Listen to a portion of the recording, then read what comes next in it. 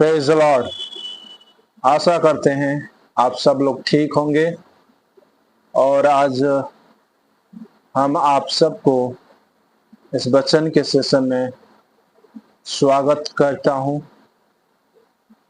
आज हम ऐसे वचन को देखेंगे जो जीवित वचन है और हमारी जिंदगी के सफर में हम एक दूसरे जगह चल रहे हैं।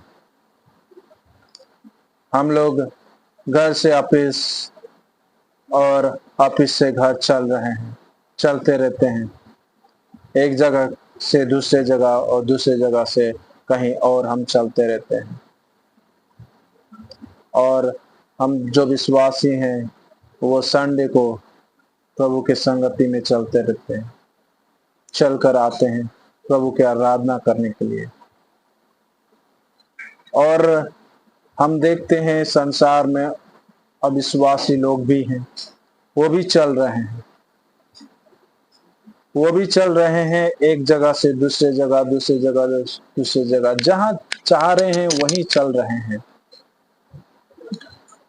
चलना मायने नहीं रखता, चलना तो सब लोग चल रहे हैं। मायने ये रखता है हम किसके साथ चल रहे हैं। क्या हम परमेश्वर के साथ चल रहे हैं? क्या हम परमेश्वर के साथ चलने में इच्छा रखते हैं? अगर परमेश्वर के साथ हम चल रहे हैं, चलना चाहते हैं, तो क्या होना जरूरी है? क्या होना जरूरी है हमारे जीवन में? कुछ बातें हैं, कुछ काम है जो हमें करना है। अगर हम परमेश्वर के साथ चलना चाहते हैं तो कुछ काम करना होगा। पहला बातें हम देखेंगे आमोस के पुस्तक 3:3 में, जहां ऐसा लिखा है, यदि दो मनुष्य परस्पर सहमत न हो तो क्या वे एक संग चल सकेंगे? पहली बातें हम देखेंगे कि एक मन होना जरूरी है। परस्पर सहमत क्या है? एक मन होना। जब तक हम एक मन नहीं होते तो हम ज्यादा दूर हम जा नहीं सकते। हमारी दूरी कम हो जाती है। किसी के साथ अगर हम अपने दोस्त के साथ, अगर हम किसी के साथ चल रहे हैं तो एक मन होना जरूरी है। अगर एक मन नहीं होता है तो हम ज्यादा दूर तक उस शख्स के साथ, उस दोस्त के साथ या फिर किसी के साथ हम चल नहीं सकते। अगर हमें चलना है तो एक मन होना जरूरी है, परस्पर सहमत होना जरूरी है। बिना एक मन हुए हम अपने साथ ज्यादा दूर तक उसके साथ नहीं चल सकते। और परमेश्वर का वचन कहता है, जैसा मसीह यीशु का स्वभाव था वैसे ही तुम्हारा भी स्वभाव हो। फिलिपियों का पुस्तक कहता है 2 अध्याय उसके 5 में कहता है कि यीशु का मन तुम्हारे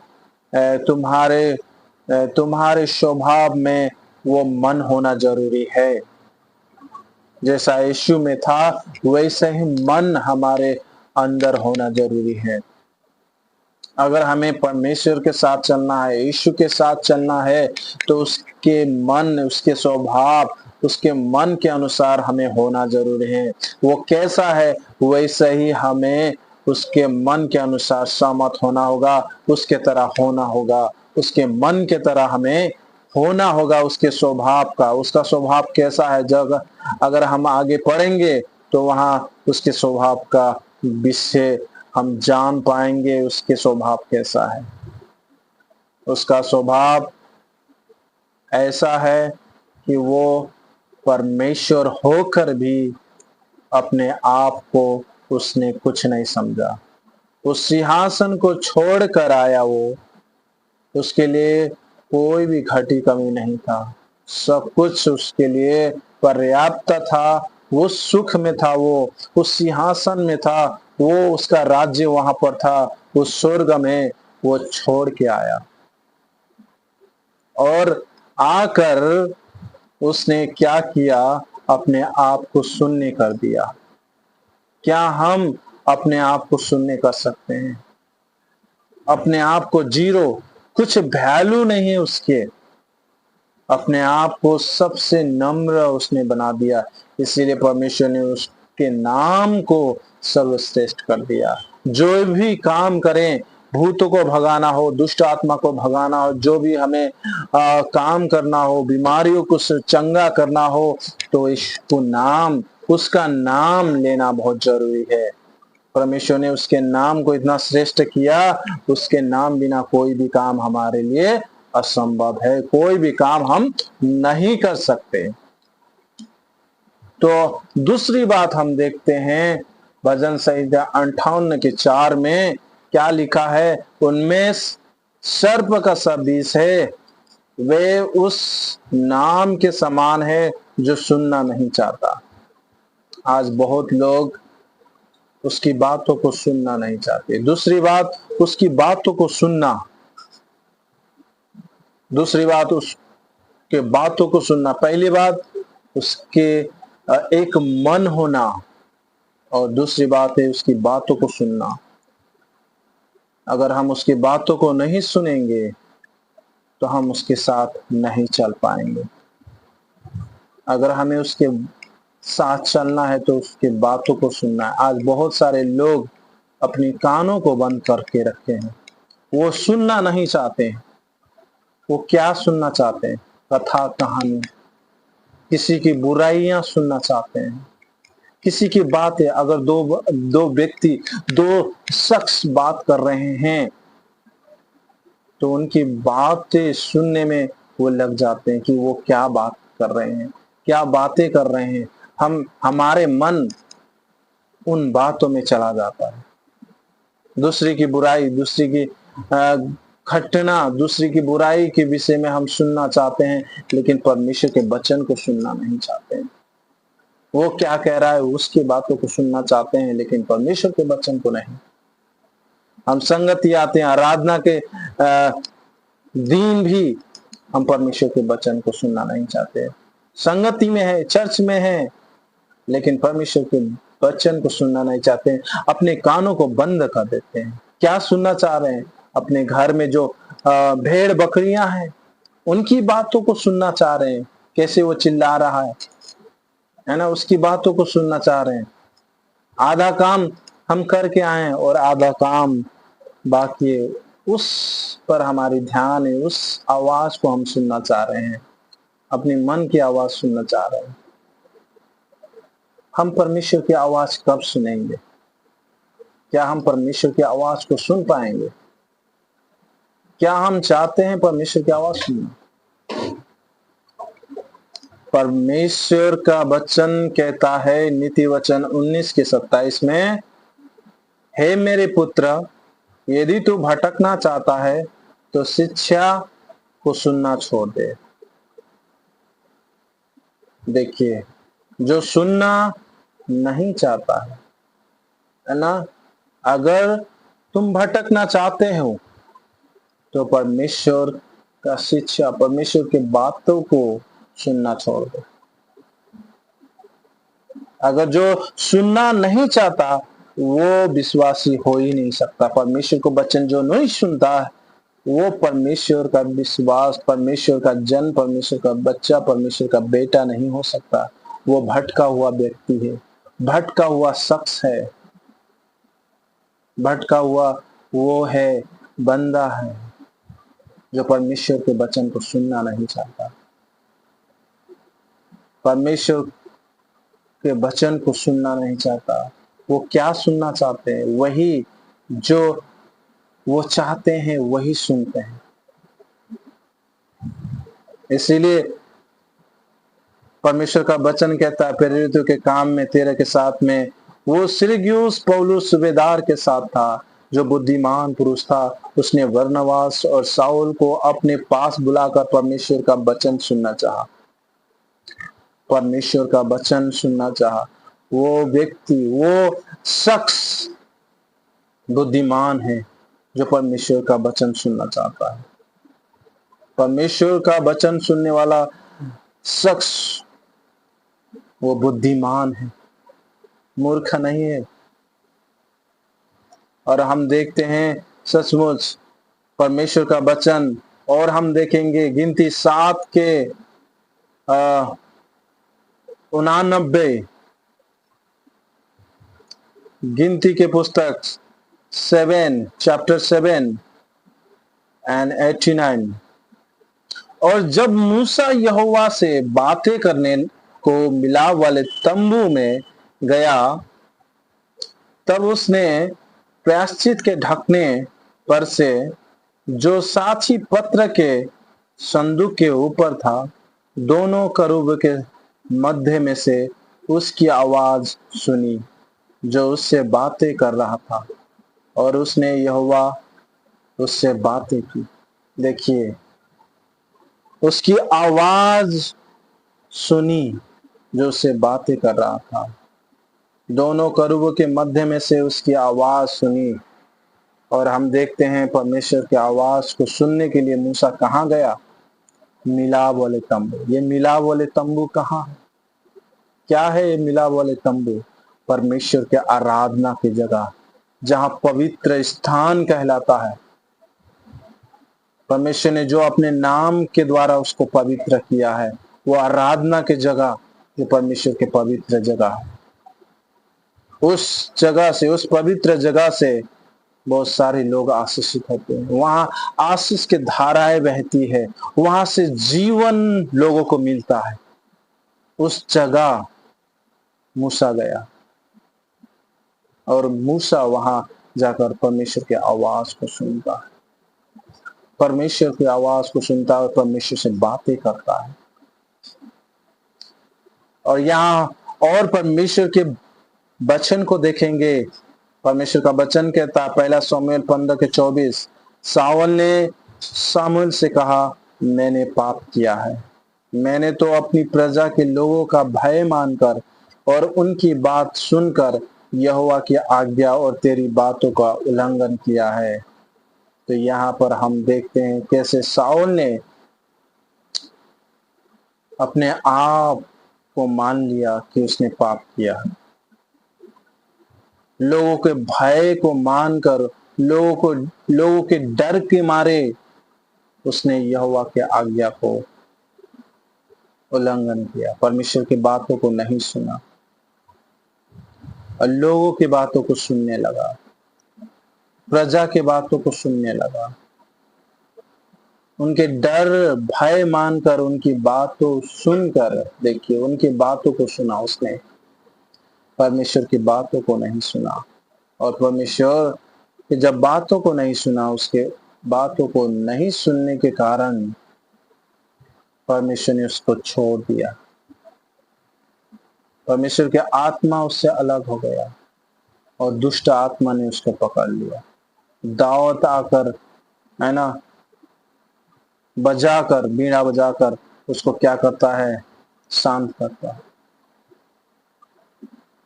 कैसा प्रभु ने ऐसा कर दिया। जब परमेश्वर की बातों को नहीं सुनते, हम परमेश्वर के साथ नहीं चल सकते। परमेश्वर की बातों को सुनना बहुत जरूरी है। और तीसरी बात, उसकी बातों को मानना। हम कितने बार सुनते तो हैं लेकिन उसकी बातों को नहीं मानते। परमेश्वर का वचन कहता है यिर्मयाह 22:5 में, परंतु यदि तुम इन बातों को न मानो तो मैं अपनी ही सौगंध खाकर कहता हूं, यहोवा की ये वाणी है कि ये भवन उजाड़ हो जाएगा। अगर हम परमेश्वर की बातों को नहीं मानेंगे तो परमेश्वर उजाड़ करने में, नाश करने में ढिलाई नहीं करेगा। उसके परिणाम बुरा होता है। जब हम परमेश्वर की बातों को नहीं मानते, यहूदा के राजा ने परमेश्वर की बातों को नहीं माना, उसका परिणाम क्या हुआ? परमेश्वर ने उस जगह को, उस नगर को उजाड़ कर दिया, उसका अंजाम बुरा भुगतना पड़ा। और हम देखते हैं जब हम उसकी बातों को मानते हैं तो वहां आशीष है। लूका रचित सुसमाचार की पुस्तक 5:5 में कहता है, शमौन ने उत्तर दिया, हे स्वामी, हमने सारी रात बड़ा परिश्रम किया परंतु कुछ भी हाथ ना लगा, फिर भी तेरे कहने से मैं जाल डालूंगा। देखिए, शमौन ने रात भर उसने मेहनत की, बड़ा परिश्रम किया उसने, कुछ भी हाथ नहीं लगा, कुछ भी नहीं मिला। ये बहुत बचपन से ही ये मछली पकड़ते आ रहे हैं लेकिन इनको कुछ हाथ नहीं मिला। उस समय यहाँ पर यीशु मसीह कहता है कि फिर से जाल डालो, गहरे जल में जाल डालो। तब ये उत्तर देता है शमौन पतरस, क्या उत्तर देता है, हे स्वामी, हमने सारी रात बड़ा परिश्रम किया परंतु कुछ भी हाथ ना लगा, फिर भी तेरे कहने से मैं जाल डालूंगा। उसके कहने से, उसके बातों को मानने से क्या हुआ? यीशु की बातों को उसने माना तो क्या हुआ? इतने सारे मछलियां उसको मिला कि वो दंग हो गया, उसके दिमाग चकरा गए। इतने सारे मछलियां मिला तो क्या हो गया? जाल फट गए, नाव डूबने लगे। और वो कहता है परमेश्वर यीशु के सामने गिरकर वो कहता है, प्रभु मैं पापी। देखिए, परमेश्वर के पास, देखिए उसके पास हम कैसे चल सकते हैं। यहाँ कितना बदलाव, जब उसके बातों को मानते हैं तो यीशु मसीह ने क्या कहा है ना, तू मछली नहीं अब मनुष्य को पकड़ेगा, तू मेरे साथ चल। हाँ? उसके साथ चलने वाले बन गए। और हम देखते हैं कि कैसे वो उसके पीछे चलने लगा, और हम देखते हैं कि कैसे वो मनुष्य को पकड़ने वाला बन गया उसकी बातों को मानकर। परमेश्वर का वचन कहता है, यूहन्ना रचित सुसमाचार की पुस्तक 2:7 में, यीशु ने उनसे कहा, मटकों में पानी भर दो, सो उन्होंने मुंह भर दिया। देखिए, जब ये बातें हम देखते हैं कि कैसे यीशु के चेले लोग ने उसकी बातों को माना, तब क्या हुआ? पानी दाख रस में बदल गया। इतना अच्छा दाख रस बन गया, प्रधान ने कहा कि ये अब तक कहाँ छुपा के रखे थे। पहले तो अच्छा दाख रस दिया जाता है, आप तो बाद में दे रहे हैं। तो कितना अद्भुत काम होता है जब हम परमेश्वर की बातों को मानते हैं, तो वहां अद्भुत अद्भुत काम होता है। सचमुच परमेश्वर के साथ हमें चलना है तो हम परमेश्वर की बातों को माने, तो वो हमें साथ लेकर चलेगा, वो हमारे साथ चलेगा, हम उसके साथ चलेंगे। और चौथी बात, अपने आप को पवित्र रखना। दानियल 7:18 में कहता है, दानियल परंतु परम प्रधान के पवित्र लोग राज्य को पाएंगे और युगानुयुग उसके अधिकारी बने रहेंगे। तो जो पवित्र लोग हैं वो परमेश्वर के राज्य को पाएंगे और युगानुयुग उसके अधिकारी बने रहेंगे, परमेश्वर के अधिकारी बनेंगे। देखिए, पवित्र लोग उसके साथ रहेंगे। कैसे परमेश्वर के पवित्र लोग होंगे उसके साथ। पुराने नियम में जब हम देखते हैं कि महायाजक को अगर परमेश्वर की वेदी में जाना हो, उस पवित्र जगह जाना हो जहां परमेश्वर की उपस्थिति है, उसको पवित्र वस्त्र पहनने की आवश्यकता थी। अगर वो पवित्र वस्त्र नहीं पहनता तो वो मारा जाता, और उस पवित्र वस्त्र को ही पहनकर वो वहां जा सकता है। अगर बिना पवित्र वस्त्र को चला गया तो वो वहीं पर खत्म हो जाता। और हम देखते हैं कि उसके नजदीक जाना हमें पवित्र होना जरूरी है। अगर हम चाहते हैं उसके पास जाएं तो हमें पवित्र होना जरूरी है। अगर हम अपने आप को पवित्र नहीं रखते हैं तो हम उसके साथ, उसके पास नहीं जा सकते।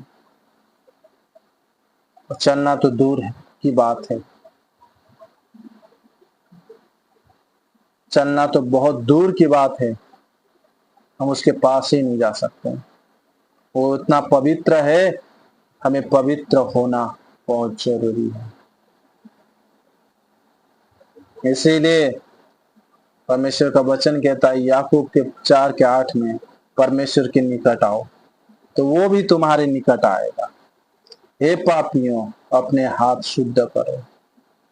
हे दो चित्ते लोगों, हृदय को पवित्र करो। परमेश्वर चाहता है कि हम अपने आप को पवित्र करें, हम अपने आप को शुद्ध रखें, हमारे हृदय शुद्ध हो।